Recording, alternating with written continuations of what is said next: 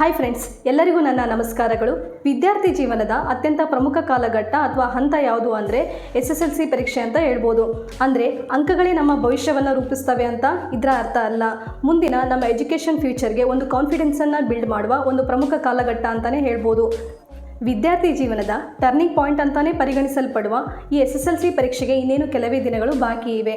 ಈ ಒಂದು ಪರೀಕ್ಷೆಯಲ್ಲಿ ಅತಿ ಹೆಚ್ಚು ಅಂಕಗಳನ್ನು ಗಳಿಸೋದು ಹೇಗೆ ಅನ್ನೋದ್ರ ಬಗ್ಗೆ ಈ ಒಂದು ವಿಡಿಯೋದಲ್ಲಿ ತಿಳಿದುಕೊಳ್ಳೋಣ. ಇದೆಲ್ಲದಕ್ಕಿಂತ ಮೊದಲು ನೀವಿನ್ನೂ ನನ್ನ ಚಾನೆಲ್ನ ಸಬ್ಸ್ಕ್ರೈಬ್ ಮಾಡದೆ ನೋಡ್ತಾ ಇದ್ದರೆ ಮೊದಲು ಹೋಗಿ ಸಬ್ಸ್ಕ್ರೈಬ್ ಮಾಡಿ. ಇದರಿಂದ ನಾನು ಮಾಡೋ ವಿಡಿಯೋಗಳು ನೇರವಾಗಿ ನಿಮಗೆ ನೋಟಿಫಿಕೇಷನ್ ಮೂಲಕ ರೀಚ್ ಆಗ್ತವೆ. SSLC ಪರೀಕ್ಷೆ ವಿದ್ಯಾರ್ಥಿ ಜೀವನದ ಬಹುಮುಖ್ಯ ಘಟ್ಟ. ಇದನ್ನು ಜೀವನದ ಪ್ರಮುಖ ತಿರುವು ಎಂದೇ ಪರಿಗಣಿಸಲಾಗುತ್ತದೆ. ಈ ಪರೀಕ್ಷೆಯನ್ನು ವಿದ್ಯಾರ್ಥಿ ಹೇಗೆ ಎದುರಿಸುತ್ತಾನೆ ಅನ್ನೋದರ ಮೇಲೆ ಆತನ ಭವಿಷ್ಯ ನಿರ್ಧಾರ ಆಗುತ್ತೆ. ಈಗಂತೂ ಎಷ್ಟು ಅಂಕಗಳನ್ನು ಗಳಿಸಿದರೂ ಕೂಡ ಕಡಿಮೆನೇ ಅನ್ನುವ ಪರಿಸ್ಥಿತಿ ನಿರ್ಮಾಣವಾಗಿದೆ. ಹೀಗಾಗಿ ಉತ್ತಮ ಮಾರ್ಕ್ಸ್ಗಳನ್ನು ಪಡೆಯಲು ವಿದ್ಯಾರ್ಥಿಗಳು ಹರಸಾಹಸವನ್ನು ಪಡುತ್ತಿದ್ದಾರೆ.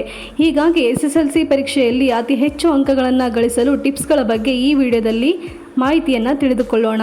ನಂಬರ್ 1, ಸಮಯವನ್ನು ಸದುಪಯೋಗಪಡಿಸಿಕೊಳ್ಳಿ. ಸಮಯವನ್ನು ಸದುಪಯೋಗಪಡಿಸಿಕೊಂಡರೆ ಸಾಕು, ಬೇರಾವ ಅಸ್ತ್ರ ಬಳಕೆಯ ಅವಶ್ಯಕತೆ ಇಲ್ಲ ಅಂತಾನೆ ಹೇಳ್ಬೋದು.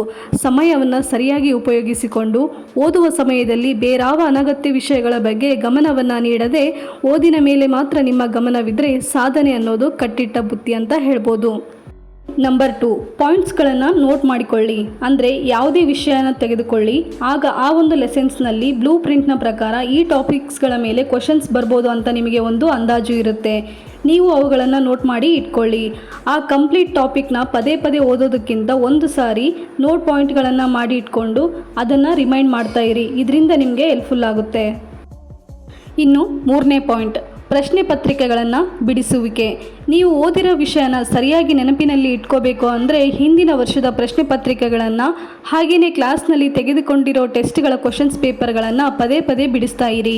ಅಂದರೆ ನಿಮಗೆ ನೀವೇ ಒಂದು ಅಣುಕು ಪರೀಕ್ಷೆ ಅಥವಾ ಮಾಕ್ ಟೆಸ್ಟ್ಗಳನ್ನು ಮಾಡಿಕೊಳ್ಳಿ. ಆಗ ಉತ್ತರವನ್ನು ಸರಿಯಾಗಿ ನೆನಪಿನಲ್ಲಿಟ್ಟುಕೊಳ್ಳಲು ಸಹಾಯಕ ಆಗುತ್ತೆ. ಇನ್ನು 4th ಪಾಯಿಂಟ್, ಟೈಮ್ ಟೇಬಲ್ನ ತಯಾರಿಸಿ. ಇದು ವಿದ್ಯಾರ್ಥಿಗಳಿಗೆ ಬಹುಮುಖ್ಯ. ಯಾವ ವಿಷಯಕ್ಕೆ ಎಷ್ಟು ಸಮಯವನ್ನು ಮೀಸಲಿಡಬೇಕು ಅನ್ನೋದನ್ನು ಕರೆಕ್ಟಾಗಿ ಟೈಮ್ ಟೇಬಲನ್ನು ಡಿವೈಡ್ ಮಾಡೋದು ಕೂಡ ಜಾಣರ ಲಕ್ಷಣ. ತುಂಬ ಟಫ್ ಅನಿಸೋ ಸಬ್ಜೆಕ್ಟ್ಗೆ ಹೆಚ್ಚಿನ ಸಮಯವನ್ನು, ಈಸಿ ಟಾಪಿಕ್ಸ್ಗೆ ಕಡಿಮೆ ಟೈಮನ್ನು ಇಟ್ಕೊಂಡು ಎಕ್ಸಾಮ್ ಪ್ರಿಪ್ರೇಷನನ್ನು ಮಾಡಿ. ಯಾವುದೇ ಕಾರಣಕ್ಕೂ ಈ ಟೈಮ್ ಟೇಬಲನ್ನು ಮರಿಬೇಡಿ. ಇನ್ನು ನಂಬರ್ 5, ಸ್ವಲ್ಪ ವಿಶ್ರಾಂತಿಯನ್ನು ತೆಗೆದುಕೊಳ್ಳಿ. ನಿರಂತರವಾಗಿ ಓದೋದ್ರಿಂದ ನಮ್ಮ ಬ್ರೈನ್ಗೆ ಹೆಚ್ಚು ಸ್ಟ್ರೆಸ್ ಆಗುತ್ತೆ.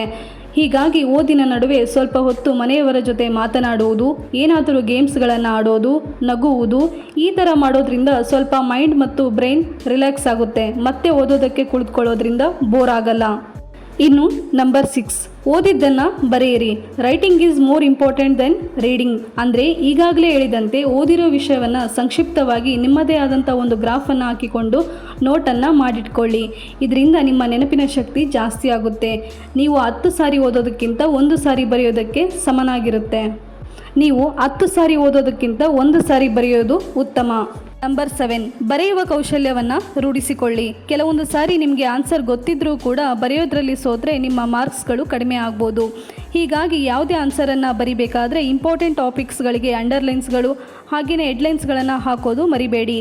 ಆಗ ನಿಮ್ಮ ಉತ್ತರ ಆಕರ್ಷಣೀಯವಾಗಿರುತ್ತೆ. ಮ್ಯಾಥ್ಸನ್ನು ಬಿಡಿಸಬೇಕಾದ್ರೆ ಸ್ಟೆಪ್ಸ್ಗಳನ್ನು ಮರಿಬೇಡಿ.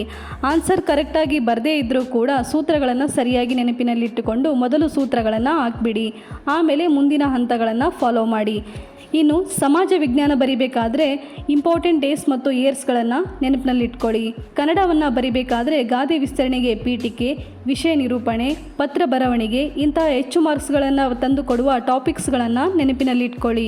ಇನ್ನು ಇಂಗ್ಲೀಷ್ಗೆ ಸಮ್ಮರಿ, ಕವಿ ಪರಿಚಯ, ಲೆಟರ್ಸ್ ರೈಟಿಂಗ್ ಚೆನ್ನಾಗಿ ಪ್ರಾಕ್ಟೀಸ್ ಮಾಡಿ.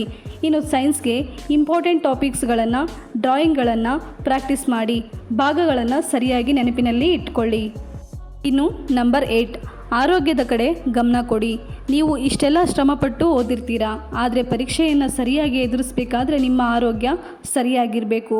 ಹೀಗಾಗಿ ಸರಿಯಾದ ಸಮಯಕ್ಕೆ ಊಟ ಮಾಡುವುದು, ಸರಿಯಾದ ಸಮಯಕ್ಕೆ ಮಲಗುವುದು, ಹೆಚ್ಚು ಸ್ಟ್ರೆಸ್ಸನ್ನು ತೆಗೆದುಕೊಳ್ಳೋದಕ್ಕೆ ಹೋಗಬೇಡಿ. ಹೆಚ್ಚು ನೀರನ್ನು ಕುಡಿಯಿರಿ. ಜಂಕ್ ಫುಡ್ ಹಾಗೆಯೇ ಫಾಸ್ಟ್ ಫುಡ್ಗಳನ್ನು ತಿನ್ನೋದಕ್ಕೆ ಹೋಗಬೇಡಿ. ಇದರಿಂದ ನಿಮ್ಮ ಆರೋಗ್ಯದ ಮೇಲೆ ಪರಿಣಾಮ ಬೀರುತ್ತೆ. ನೋಡಿದ್ರಲ್ಲ ಫ್ರೆಂಡ್ಸ್, ಇದಿಷ್ಟು ಈ ವಿಡಿಯೋದ ಮಾಹಿತಿಯಾಗಿದ್ದು ಈ ವಿಡಿಯೋ ನಿಮಗೆಲ್ಲ ಉಪಯುಕ್ತ ಆಗುತ್ತೆ ಅಂತ ಹೇಳಿ ಭಾವಿಸ್ತಾ ಇದ್ದೇನೆ. ವಿಡಿಯೋ ನಿಮಗೆಲ್ಲ ಇಷ್ಟ ಆಗಿದ್ರೆ ಲೈಕ್ ಮಾಡಿ, ಶೇರ್ ಮಾಡಿ ಮತ್ತು ಸಬ್ಸ್ಕ್ರೈಬ್ ಮಾಡೋದನ್ನು ಮರಿಬೇಡಿ. Thank you for watching.